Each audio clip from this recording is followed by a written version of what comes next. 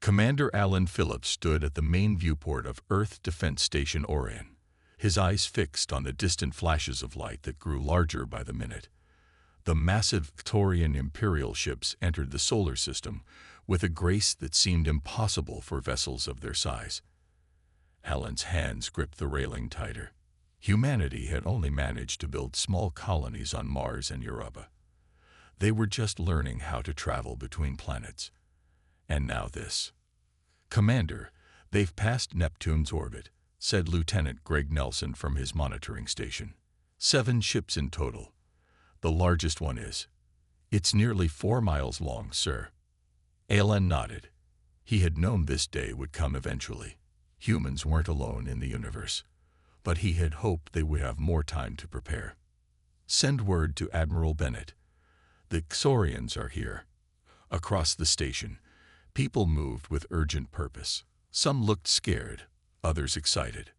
Earth had detected the approaching ships 3 days ago.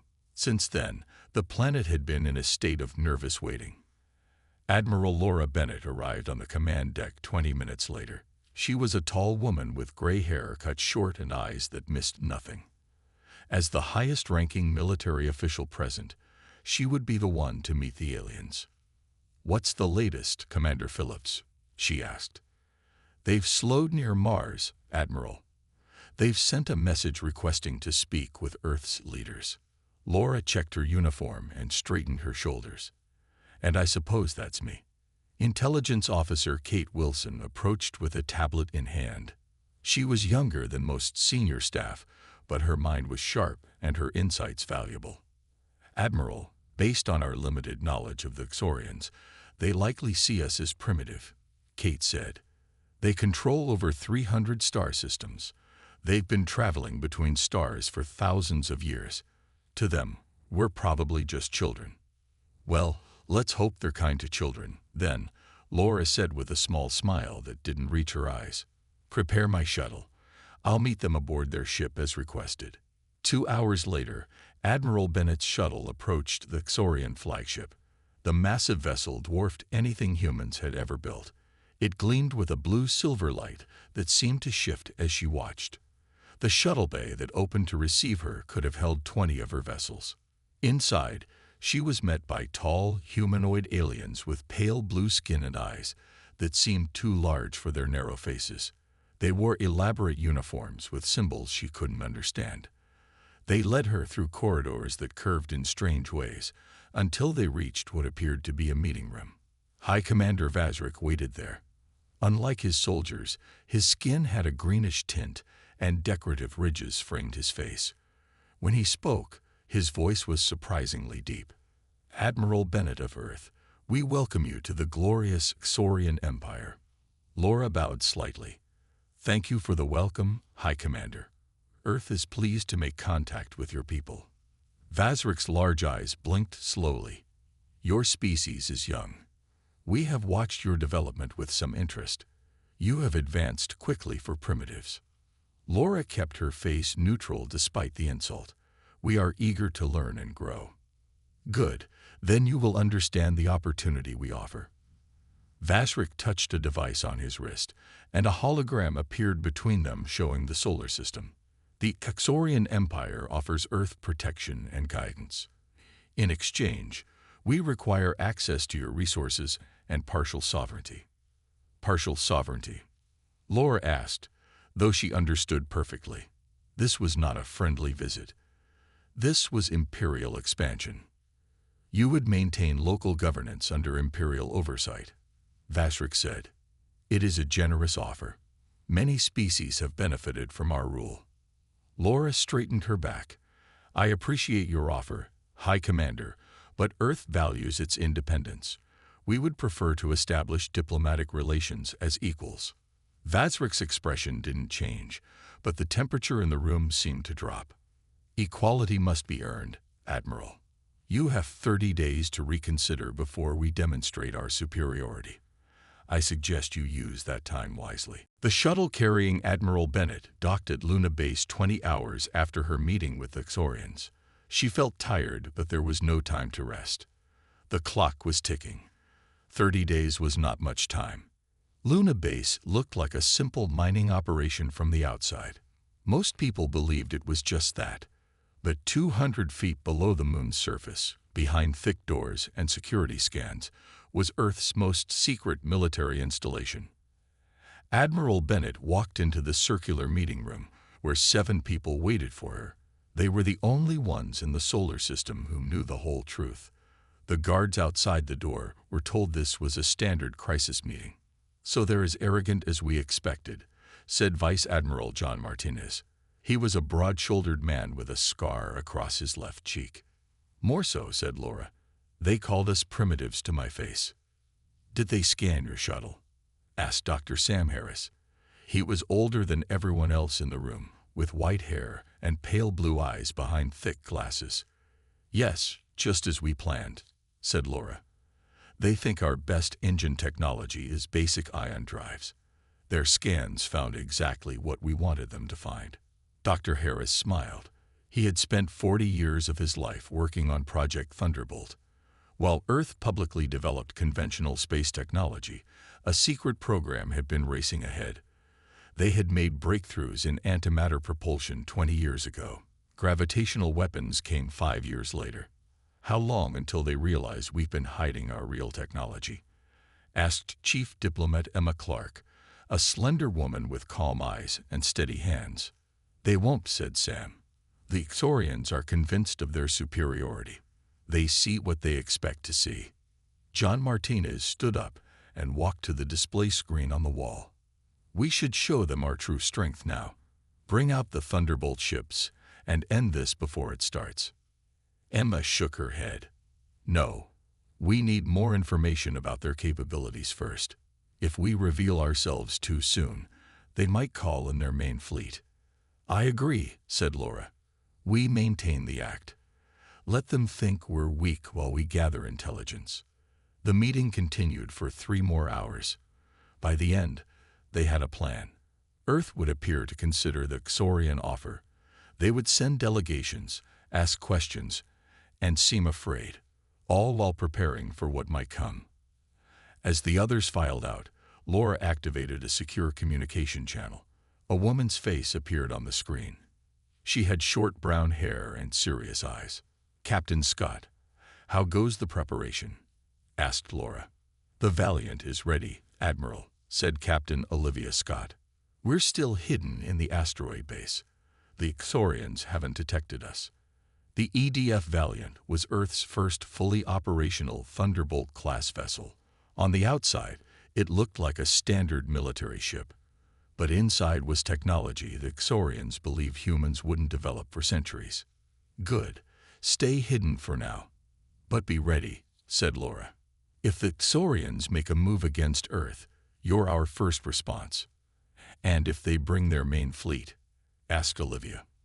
"Let's hope it doesn't come to that," said Laura. "But if it does, remember your training. The Valiant may be one ship, but it's more powerful than anything the Ixorians are expecting." After ending the call, Laura stood alone in the meeting room. She looked at the large image of Earth on the wall. For thousands of years, humans had fought each other. They had nearly destroyed themselves more than once, but those struggles had made them strong. They had learned to be creative, to survive against the odds. Now they faced their first real test as a united planet. The Ixorians thought they were dealing with primitive beings who would bow down before superior technology. They were about to learn how wrong they were. High Commander Vazrik stood before the giant hologram of Emperor Zelos. The Emperor's image showed a Ixorian much older than Vazrik, with skin that had turned almost white with age. Deep wrinkles framed his large eyes, but those eyes still burned with the same fire that had conquered hundreds of worlds. "Tell me about these humans," said Emperor Zelos. His voice came through the quantum communicator with perfect clarity despite the vast distance between them. "They are primitive, my Emperor," said Vazrik. "They have only just begun to leave their planet. Their colonies on their moon and the nearby planet Mars are small. Their ships use basic ion drives. Their weapons are simple lasers and missiles. Yet you say their world is rich in resources." "Very rich, my Emperor. Their planet has abundant water, rare metals, and a wide variety of life forms. It would be a valuable addition to the Empire. Emperor Zelos leaned forward in his throne. And how did their leader respond to our offer? Vazrik shifted uncomfortably. She refused, my emperor. She spoke of independence and equal relations. A low laugh came from the emperor. They always do at first. It is the way of young species. They do not understand their place in the galaxy yet. Yes, my emperor, I have given them 30 days to reconsider, as is our custom. Good. Prepare a demonstration of our power. Nothing too destructive. We want their resources intact. It shall be done, my emperor.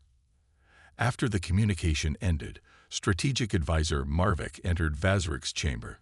Marvik was younger than most who reached his rank, with smooth blue skin and calculating eyes.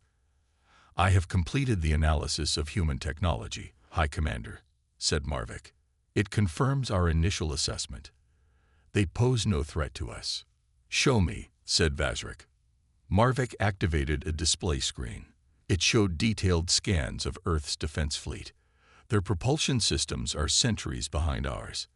Their fastest ships would take years to reach even the nearest star system. Their weapons could barely damage our shields. And their defenses? Simple metal hulls with minimal shielding. Our smallest ships could disable their largest vessels without difficulty. Vazrik nodded, pleased. Then we will send a small battle group to demonstrate our power. There is no need to commit the main fleet for such a minor species. I agree, High Commander, said Marvik. 12 warships should be more than enough to convince them of our superiority. Select the ships and prepare them for departure, ordered Vazrik. I will lead the demonstration myself. On the other side of the Xorian flagship, hidden in a maintenance shaft, a small device floated silently. It was no larger than a human fist and covered in a material that absorbed sensor scans. Inside was advanced technology that the Xorians had just claimed humans didn't possess. The device was a stealth reconnaissance drone, and it transmitted everything it recorded back to its operator through quantum channels that the Xorians couldn't detect. Lieutenant Daniel Ross sat in a small room deep within Luna Base. He watched the Xorian conversation through the drone's eyes and ears. Every word was recorded and analyzed. Got you, he whispered as the Xorians discussed their battle plans. When the conversation ended, Daniel guided the drone out of the maintenance shaft and through the vast Xorian ship. He had placed similar drones throughout the vessel over the past 2 days. The Xorians never noticed the tiny machines slipping through their security. The drone reached the outer hull of the flagship. With precise timing, it slipped out through a waste disposal port. Once clear of the ship, it activated its antimatter microdrive and accelerated away at speeds the Xorians believed impossible for human technology. 20 minutes later, Daniel delivered his report to Admiral Bennett. 12 ships, he said. That's what they're sending to demonstrate their power. They'll be here in 3 days. Good work, lieutenants, said Laura. Did they mention any specific targets? No, Admiral, but they don't plan to cause major damage. They want our resources intact. Laura nodded. Then we proceed as planned. We'll show them our conventional fleet. Let them think that's all we have. And the Thunderbolt ships. They stay hidden until we need them, said Laura. The Xorians think they're dealing with a primitive species. Let's not correct that misunderstanding too soon. 28 days after the first meeting, the 12 Xorian warships entered the solar system. They moved with purpose, bypassing the outer planets and heading straight for Earth. Their engines glowed with a blue light that seemed to bend the space around them. On Luna Base, Admiral Bennett watched their approach on the main screen. The room was quiet. Everyone knew what was coming. They're moving faster than we expected, said Commander Phillips. They'll reach Mars orbit in 3 hours. Then it's time, said Laura. She pressed a button on her command pad. This is Admiral Bennett to all Earth Defense Fleet ships. Deploy to Mars Defense Line. I repeat, deploy to Mars Defense Line. Across the solar system, 30 human ships activated their engines. They were the best that Earth had to offer, according to official records. The ships ranged from small fighters to larger destroyers, but even the biggest was tiny compared to the Xorian vessels. Captain Frank Miller commanded the defense from his ship, the EDF Guardian. He was a veteran officer with gray at his temples and steady hands. He knew this wasn't a real defense. It was a show, but he would play his part. "All ships in position, Admiral," he reported. "The Xorians will reach us in 53 minutes. "Remember, Captain," said Laura, "make it look good, but don't take unnecessary risks. Your real mission is to gather data." "Understood, Admiral. My crew knows what to do." The Earth ships formed a defensive line between Mars and the approaching Xorians. To anyone watching, it looked like humanity's last stand. Their entire military might gather to protect their homeworld. Lieutenant Greg Nelson stood at his sensor station on the Guardian. His job was to record everything about the Xorian weapons and shields during the coming battle. "They're slowing down, Captain," he said. "Looks like they want to talk first." The main communication screen lit up, showing High Commander Vazrik's face. He looked at Captain Miller with an expression that might have been pity. "Is this truly the best defense Earth can offer?" he asked. Frank kept his face neutral. "We will defend our home, Commander." "Admirable but foolish," said Vazrik. "We have no wish to destroy you. Submit to the Empire, and your people will prosper under our guidance." "I'm not authorized to surrender Earth, Commander. Our answer remains the same as Admiral Bennett gave you. We wish to establish relations as equals." Vazrik sighed. "Then we must demonstrate the reality of your situation. Perhaps then your leaders will make wiser choices." The screen went dark. Seconds later, the Xorian ships moved forward. The battle, if it could be called that, was brief. The Earth ships fired their weapons, but the lasers and missiles barely flashed against the Xorian shields.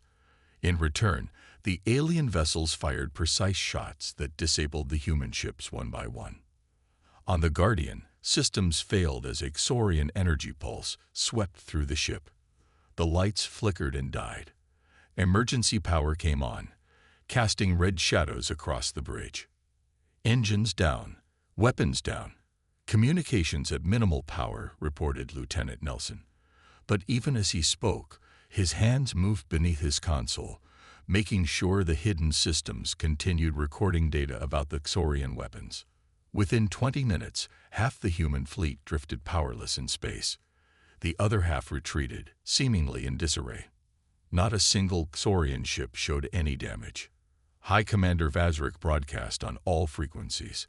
"This demonstration represents less than 1% of our military power.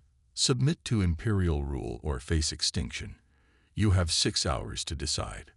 What the Xorians didn't know was that every disabled human ship was still very much active.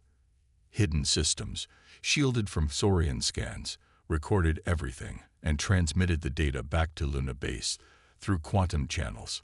In her command center, Admiral Bennett received the flood of information. Beside her, Dr. Sam Harris analyzed the Xorian weapon signatures, shield frequencies, and tactical patterns in real time. "They're good," said Sam, "but not as good as they think. Their shields cycle every 8.3 seconds. There's a vulnerability we can exploit." "How soon can you update the Thunderbolt ships?" asked Laura. Sam smiled. "By the time they reach Earth orbit, our ships will be ready." Laura looked at the approaching Xorian fleet on her screen. "Then let them come. It's time they learned who they're really dealing with." The Xorian battle group moved slowly toward Earth. High Commander Vazrik was in no hurry. He wanted the humans to have time to consider their defeat, to understand how hopeless resistance would be. His ships formed a perfect arrow shape, with his command vessel at the point. As they passed the moon, Vazrik studied the human base there. His sensors showed nothing unusual, just a mining operation with minimal defenses. He felt almost disappointed. He had hoped these humans might offer some small challenge. "We're receiving a message from Earth," said his communications officer. "They request more time to consider our terms." Vazrik smiled. Denied. They have had enough time. Tell them we expect their formal surrender when we reach Earth orbit. On Luna Base, Admiral Bennett ended her transmission to the Xorians. Around her, the command center was a hive of activity as staff prepared for what would come next. They rejected our request for more time. As expected, she said to the officers gathered around her. Are the Thunderbolt ships ready? Yes, Admiral, said Dr. Harris. The shield frequency data we gathered has been transmitted to all ships. Captain Scott and the Valiant are in position behind the moon. The other Thunderbolt vessels are at their assigned coordinates. Laura nodded. Then we proceed with the plan. Let the Xorians approach Earth. Let them think we're helpless. In the darkness behind the moon, Captain Olivia Scott sat in the command chair of the EDF Valiant. Her ship looked different from the vessels the Xorians had disabled. It was sleek and black, with no external lights or visible engines. At just under half a mile long, it was smaller than the Xorian warships, but size wasn't everything. Final systems check, she ordered. Antimatter drive core at full capacity, reported her engineer. Gravitational weapons primed and calibrated to Xorian shield frequencies. Stealth systems functioning at 100%. Olivia checked the tactical display. The Xorians were almost in Earth orbit, still completely unaware of the Valiant's existence. All hands to battle stations, she said calmly. Prepare to emerge on my command. The Xorian ships entered Earth orbit in perfect formation. High Commander Vazrik opened a channel to the planet below. People of Earth, he said, your defense fleet has been defeated. Your military leaders have seen our power. We now expect your immediate and unconditional surrender to the Xorian Empire. For several long moments, there was no response. Then Admiral Bennett's voice came through. High Commander Vazrik, she said, we have considered your offer carefully, and we have a response for you. Vazrik leaned forward, eager to hear the humans submit. Instead, a new voice came over the channel. This is Captain Olivia Scott of the Earth Defense Fleet, said the voice. You will power down your weapons and withdraw from Earth space immediately.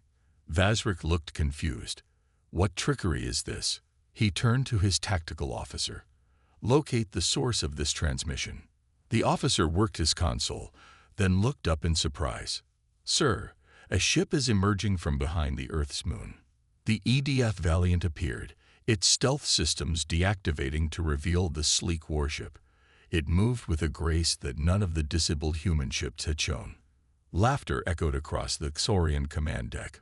One ship, said Vazrik. They send one ship against our battle group. He ordered a warning shot fired across the Valiant's bow. A beam of energy lashed out from his flagship, passing close to the human vessel.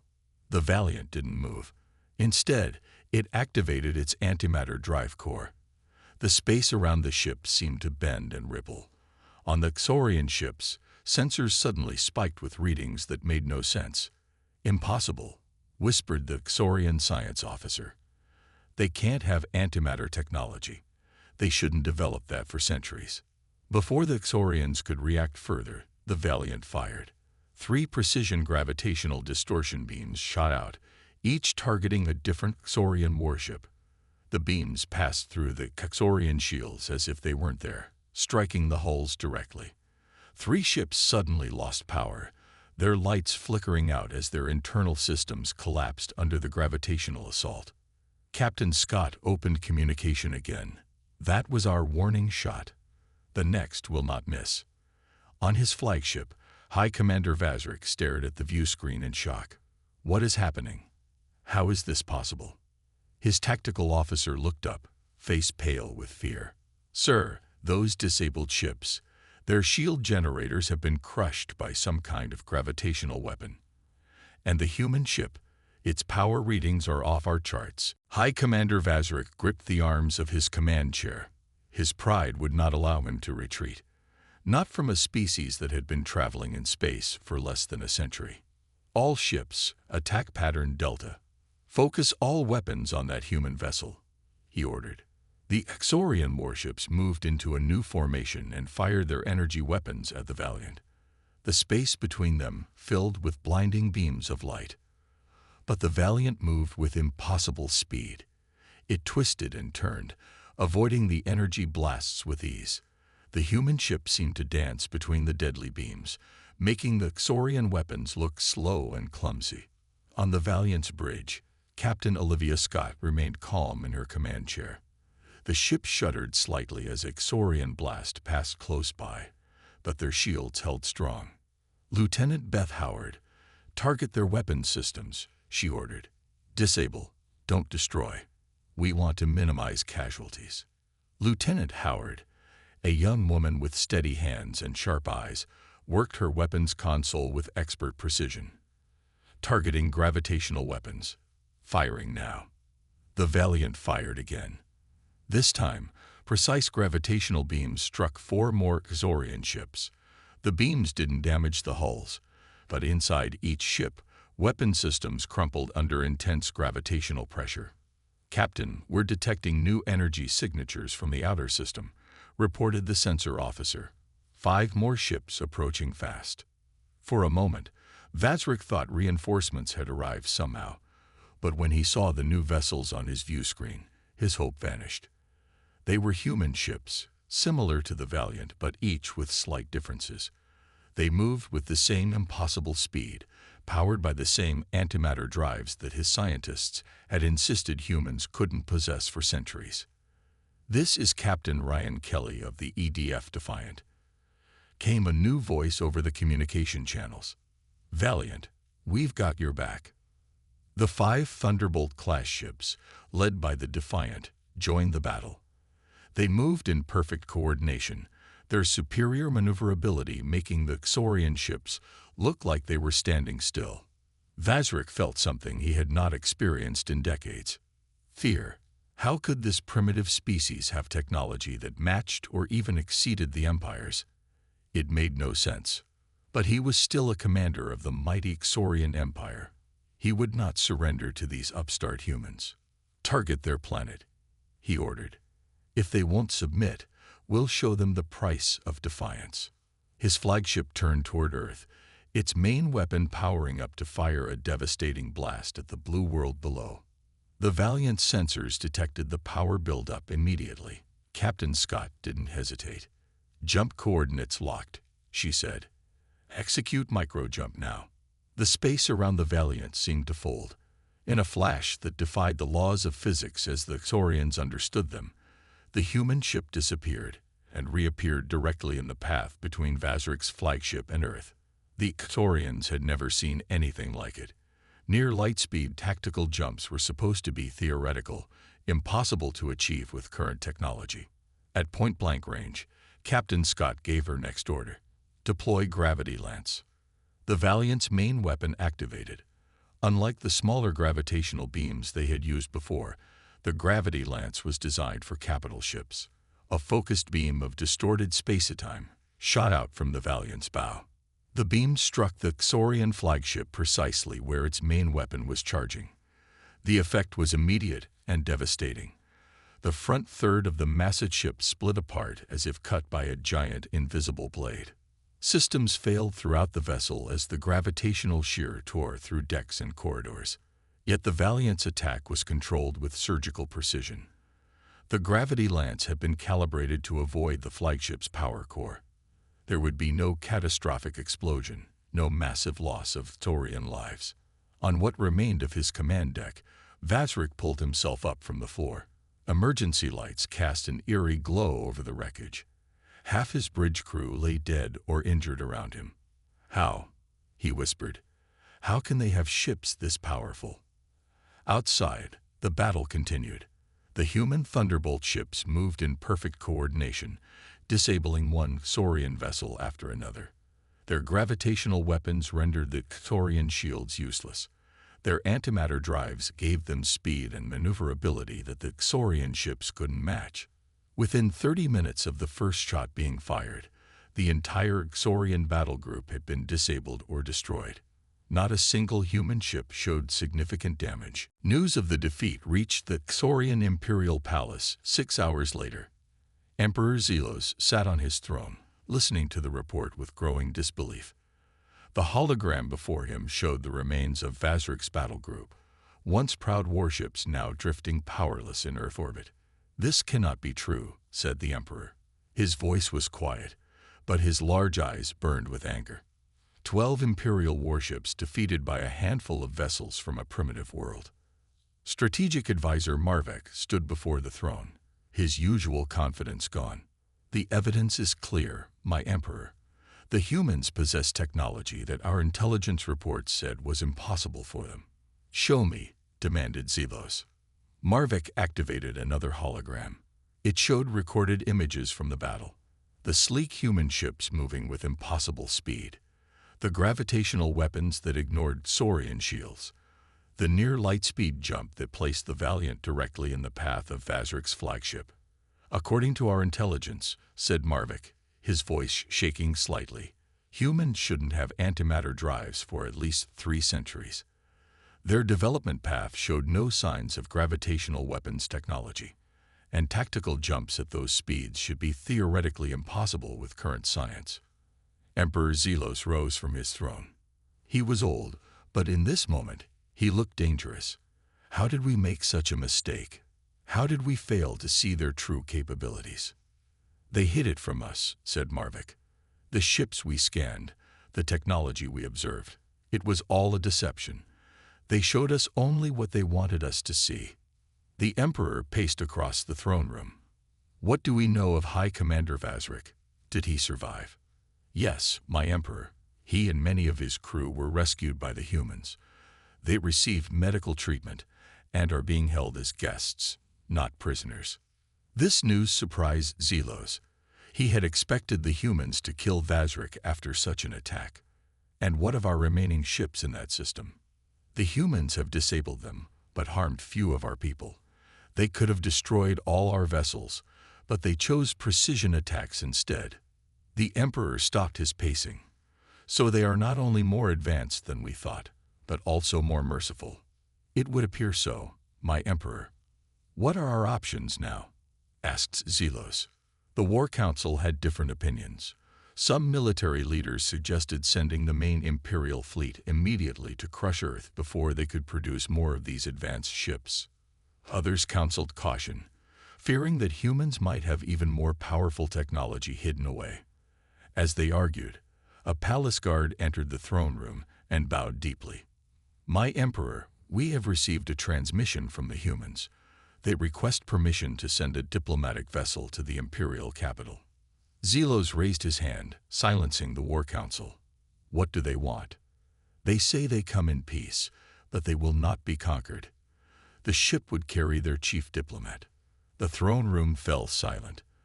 The Empire had never allowed a newly discovered species to send representatives directly to the capital. It would be unprecedented. But this was an unprecedented situation. A small human fleet had just defeated 12 Imperial warships with ease. "Very well," said Emperor Zelos finally. "I will meet with their diplomat. And I want to see these ships of theirs up close." Meanwhile, on Earth, Chief Diplomat Emma Clark prepared for her journey to the Xorian capital. She had never left the solar system before, but she had trained for this moment for years. "Remember," said Admiral Bennett during their final briefing, "you're not going to beg or plead. You're going to offer them a partnership of equals." Emma nodded. "And if they refuse?" "Then they've seen only a fraction of what we can do," said Laura. "But let's hope it doesn't come to that. The Valiant will carry you to their capital. Captain Scott has orders to keep you safe at all costs." As she packed her diplomatic materials, Emma looked out the window at the night sky. Somewhere out there was an empire that ruled hundreds of worlds. They had thought humans were primitive and weak. They now knew better. But the question remained, would they choose peace, or would they force Earth to demonstrate even more of its hidden strength? The Xorian Imperial Palace was the largest structure Chief Diplomat Emma Clark had ever seen. It stretched across an entire continent on the Xorian homeworld, its towers reaching into the clouds. As she walked through its vast halls, escorted by Imperial guards, she felt small but not intimidated. The throne room doors opened, revealing Emperor Zelos seated on a massive crystal throne. The room was filled with Xorian officials and military leaders. All eyes watched her as she approached. "Emperor Zelos," said Emma with a respectful bow. "Thank you for agreeing to meet with me. I bring greetings from Earth." The Emperor studied her with his large eyes. "You come to us in an unusual way, human. No newly discovered species has ever sent ships directly to our capital." "We are an unusual species," said Emma with a small smile, "as recent events have demonstrated." "Indeed," said Zelos. "Your ships defeated 12 of our finest warships. How is this possible? Our intelligence said your people had barely left your planet." "We deliberately concealed our true technological advancement," Emma explained. "For decades, Earth has been studying the various galactic powers using stealth technology beyond even Saurian detection capabilities. We observed how empires like yours typically treat primitive species. We decided to appear less advanced than we are." The Emperor leaned forward. "A wise precaution, it seems. But now that we know your true capabilities, what do you propose?" "Alliance instead of conflict," said Emma. "Earth has no interest in conquest. We want peaceful coexistence and trade. Our ships may be powerful, but our people desire friendship more than war." She removed a small device from her pocket and activated it. A hologram appeared, showing medical data. "As proof of our good faith, I bring you this medical technology that can cure the Yorian plague affecting your core worlds." The Exorian medical officials in the room gasped. The Yorian plague had killed millions of their people over the past decade. Their best scientists had found no cure. "You would give us this freely?" asked Zelos, suspicious. "Yes," said Emma, "because that's who we are. We advance through cooperation, not conquest." 3 days later, Admiral Bennett and Captain Scott arrived in the Valiant for a formal military review. The Xorian Admiralty gathered to inspect the human vessel that had split Vazrik's flagship in half. "Remarkable," said the Xorian Chief Admiral as he walked through the Valiant's engine room. "Your antimatter containment systems are unlike anything we've seen." Engineer Paul Rodriguez smiled proudly. "This is actually a mid-range vessel," he explained.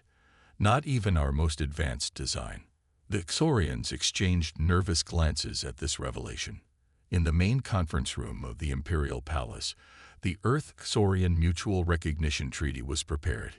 It established clear boundaries, trade agreements, and security protocols between the two powers. After centuries of unchallenged expansion, the Xorian Empire was treating another species as an equal. As the human delegation prepared to depart, Emperor Zelos requested a private word with Admiral Bennett. In a small garden room, away from advisors and guards, he asked the question that had been troubling him. "Admiral, how many of these Thunderbolt-class vessels does Earth actually possess?" Laura Bennett smiled. It was a gentle expression, but her eyes remained serious. "For both our sakes, let's hope we never need to find out." The Emperor nodded slowly. He understood the message. The ships that defeated his battle group might be just the beginning of Earth's capabilities. As the Valiant departed the Xorian homeworld, Captain Scott set course for Earth. The journey that would have taken a conventional human ship years would take them only days with their antimatter drive. On the bridge, Admiral Bennett watched the stars streak by. "Do you think they'll honor the treaty?" asked Captain Scott. "They will," said Laura confidently. "They're smart enough to recognize that peaceful cooperation is better than costly conflict." "And if they don't?" Laura's expression grew serious again. "Then they'll discover that what they've seen so far is only the beginning of what humanity can do." The Valiant accelerated to speeds the Xorians had thought impossible, carrying the message back to Earth. The galaxy now recognized humans not as primitives to be conquered, but as equals to be respected. In the vast universe filled with ancient empires and powerful species, humanity had earned its place among the stars not just through superior technology, but through the wisdom to hide their strength until it was needed, and the compassion to seek peace even after proving their power.